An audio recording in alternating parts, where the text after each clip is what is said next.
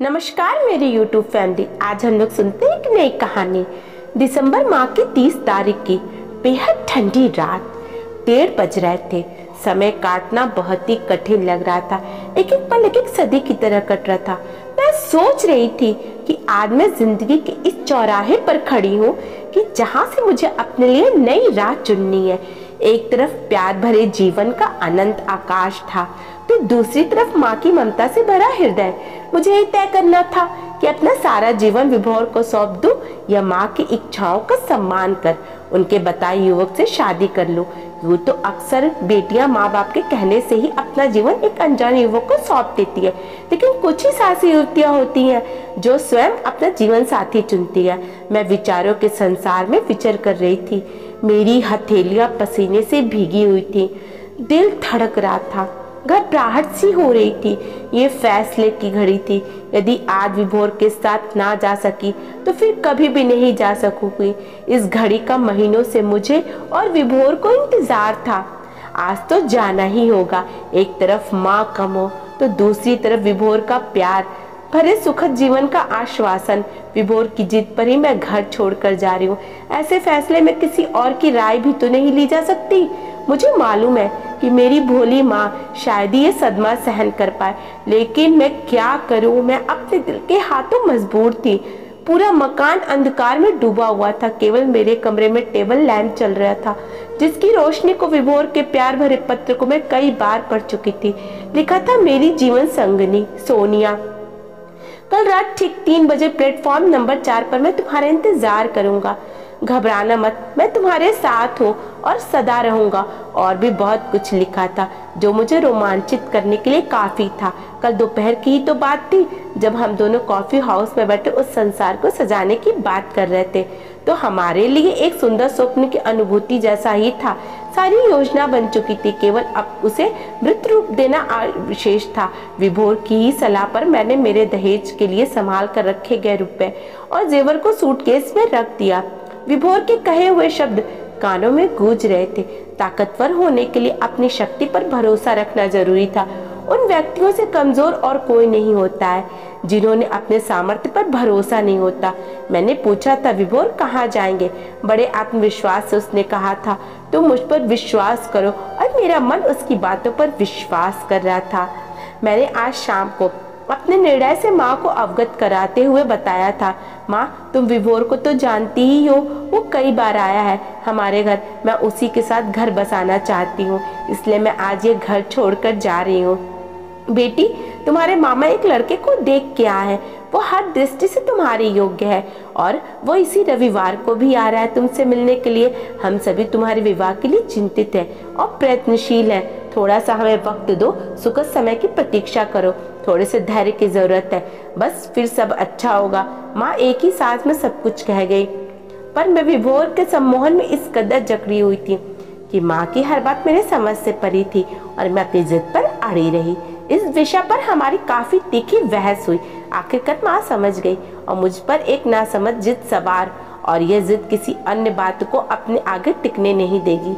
माँ ने फिर कहा, जिसके भरोसे तुम ये घर और मुझे छोड़कर जा रही हो, कम से कम उसे और उसके प्यार को एक बार जांच परख जरूर लेना। ये मेरी अंतिम सलाह है बेटी। माँ के स्वर नम पड़ गए। मैंने लापरवाही से कहा, मैं अब बड़ी हो चुकी हूँ, विभोर के अच्छी तरह से जानती हूँ और मुझे उस पर पूरा भरोसा है। धोखा वही खाता है जो विश्वास करता है। ये कहते हुए माँ रोते हुए अपने कमरे की ओर चली गई। अब फैसले की घड़ी नजदीक आ चुकी थी। मैंने घड़ी को देखा तो 2:15 हो चुके थे। मैंने सोचा अब चलना चाहिए। धीरे से लैंप बुझाया, बिना आवाज किए बाहर आंगन में आई तो नीले आसमान में तारे ही तारे छिटके हुए दिखाई दे रहे थे। आसमान नाचते मोर के पंख जैसा लग रहा था। ठंडी हवा का एक झोंका बदन से आकर टकराया। उस झोंके की परवाह ना कर मैं आंगन पार कर घर का बंद मुख्य दरवाजा खोलने ही वाली थी कि हृदय की गहराइयों से आवाज आई, ये क्या कर रही हो सोनिया? क्या यही परिवार की परंपरा है?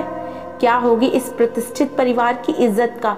कुछ पाने के लिए कुछ खोना ही पड़ता है। ये दूसरी आवाज थी। तुमने कभी अपने पिता को तो नहीं देखा क्योंकि वो बचपन में ही चल बसे थे, लेकिन माँ ने तुम्हें कैसे पाला? क्या ये भी तुमसे छुपा है? नहीं, मुझे सब पता है, लेकिन ये भी सच है कि जब बच्चे समझदार हो जाते हैं तो उन्हें इस तरह के कदम उठाने का पूरा अधिकार होता है। शायद ऐसा ही विभोर भी सोचता था। इस विचार की दृष्टि में मेरा मन मेरे साथ खड़ा था। अब ज़्यादा सोच विचार की जरूरत नहीं है सोनिया, विभोर तुम्हारा इंतजार कर रहा होगा, चलो जल्दी चलो।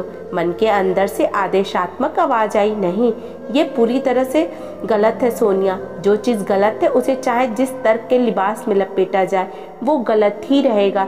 दिमाग बोल रहा था कल क्या होगा, तुमने सोचा है कभी क्या होगा? जग हंसाई होगी, लोग तुम्हारे नाम पर, तुम्हारे खानदान पर इल्ज़ाम लगाएंगे, अनगनत बातें करते करते कहेंगे कि लड़की भाग गई और तुम्हारे लिए इस घर के दरवाजे हमेशा के लिए बंद हो जाएंगे। सोनिया, दिल से नहीं दिमाग से काम लो, अभी भी वक्त है, मत जाओ। अभी घर की बात घर में है। मुझे अपना सिर भारी सा लगने लगा। मन और दिमाग के सवाल जवाब की फेहरिस्त में परेशान होने लगी। मुझे लगा यदि और देर ज़्यादा यहाँ सोचती रही तो शायद फिर मैं कभी भी विभोर के साथ ना जा सकूंगी। मैंने अपने सिर को जोर से झटका देकर विचारों से मुक्त होने के लिए असफल प्रयास किया और दरवाज़ा खोलकर घर से बाहर की गली में आ गई। गली पूरी तरह सुनसान था। मुख्य सड़क पर आई तो एक ऑटो वालों ने मेरे हाथ में सूटकेस देखकर ऑटो रोक दिया। मैं ऑटो में बैठी और उस रेलवे स्टेशन चलने को कहा। ऑटो ने रफ्तार पकड़ी। धीरे धीरे शहर छूट रहा था। शहर क्या छूट रहा था, माँ छूट रही थी, मेरा अतीत छूट रहा था, वो गलियाँ छूट रही थी जहाँ मैंने अपना बचपन गुजारा था। मैंने आंखों से बहते हुए आंसुओं को रोकने का असफल प्रयास किया। मैं सोच के समंदर में डूबती उतराती रही। तभी रेलवे स्टेशन दिखाई देने लगा। ऑटो रुका, मैं उतरी। तभी अंधेरे से विभोर प्रकट हुआ।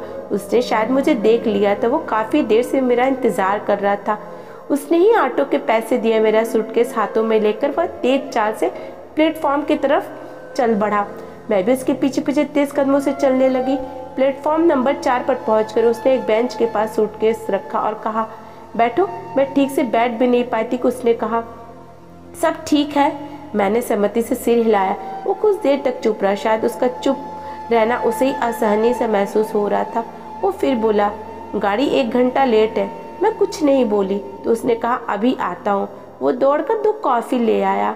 हम दोनों ने खामोशी से कॉफ़ी पी। उसने धीरे से स्नेह भरे लफ्ज़ों से पूछा, रुपए जेवर तो साथ लाई हो ना? अचानक माँ की अंतिम सलाह दिमाग में खो दी। ससा मेरे उनसे निकल पड़ा, नहीं विभोर, सब कुछ गड़बड़ हो गया था। मैं कुछ भी साथ नहीं ला सकी। क्यों? लॉकर की चाबी माँ ने जाने कहाँ रख दी। दिन भर ढूंढती रही, मिली ही नहीं। उसका सांवला गोल चेहरा गुस्से से सुलग उठा। अचानक वो विभर उठा। उसके इस तरह विफरना मेरे लिए अप्रत्याशित था। वो पहले तो धीरे धीरे बोल रहा था, फिर उसका दिमाग असंतुलित हो उठा और वह अचानक गुस्से से चीखने से लगा, क्यों आई हो खाली हाथ? क्या होगा परदेश में बिना पैसे के? कितने दिन से मैं तुम्हें समझा रहा था और जाने क्या क्या कहता चला गया। उसे इतना असहज होते हुए मैंने पहली बार ही देखा। मैंने कहा, पहले मेरी बात तो सुनो। मैंने प्यार से उसका हाथ पकड़ना चाहा तो उसने क्रोध से मेरा हाथ झटक दिया। वो कुछ भी सुनने के लिए तैयार नहीं था।